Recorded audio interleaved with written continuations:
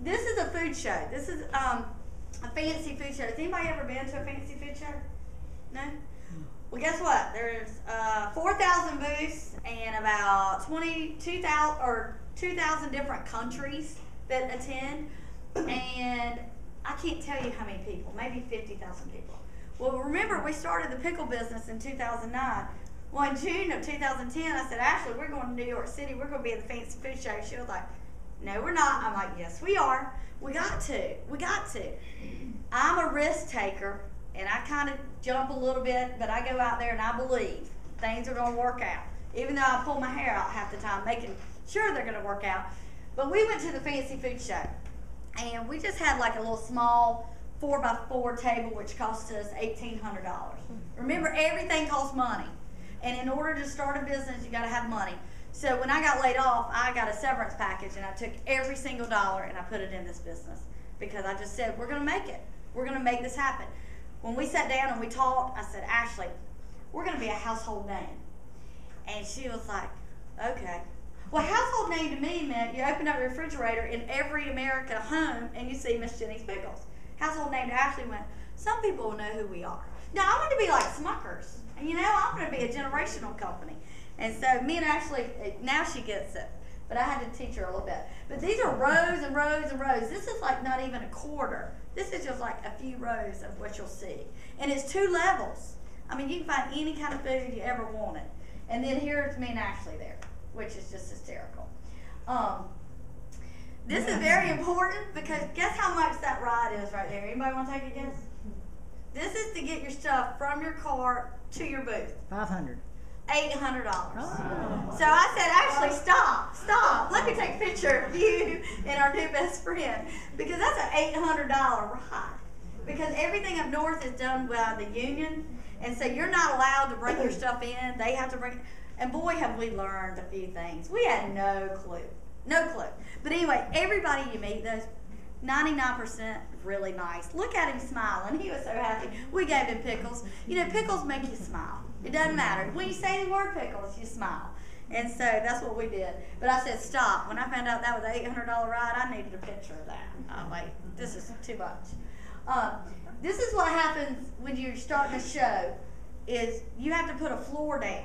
You're not allowed to set up your booth without a floor.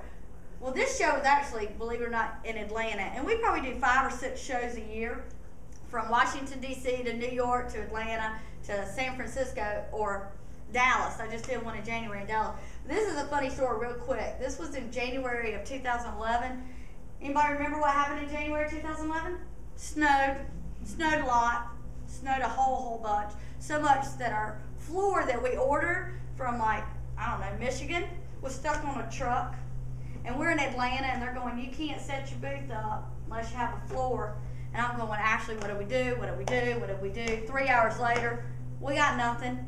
So sometimes you got to think out of the jar. So I picked up the phone because, you know, gosh, our iPhones and everything's great now, right? I called the local whatever entertainment store and I said, you got a dance floor? We need to rent a dance floor for 2 days.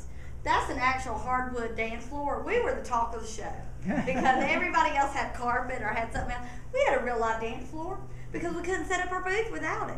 And then the cool thing was he came and put it down and he took it up. Me and Ashley didn't have to do anything. So that was pretty cool because Ashley was like, I don't know how you came up with that. I'm like, I don't know either. But it worked. But this is what our booth looks like. Wow. So remember that first little flavors? That is so sad.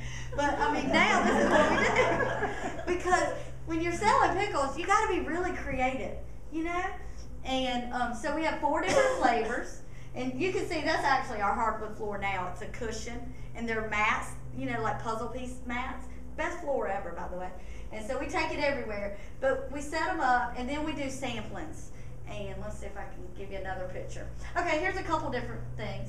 That's another food show, and you can see we have glass candy jars that we do our pickles in.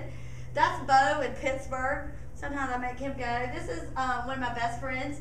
This is at Harris Teeter grocery store. So, you know, you got to get people to stop and talk to you. Look at that little camper lot, or that little candle thing that I have. Well, everything on that table's got Miss Jenny's. It's all about building that brand. belt buckle, this has been fantastic. You know how many people talk to me about this belt buckle? I actually gave it to me. She was like, Jenny, I finally got the best present ever.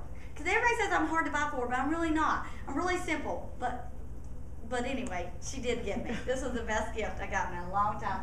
And then this is a Southern Seasons, Cary, Chapel Hill, and they have a great setup. And so this is a couple of our food shows, and we do so many I don't even know anymore. This is in Atlanta. We changed it up a little bit.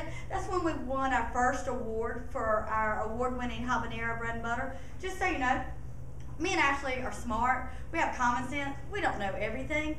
We were at a spring folly in Kernersville, and a guy says, hey, I was in Ohio at the county fair, and he said the best pickle I ever had was sweet with heat.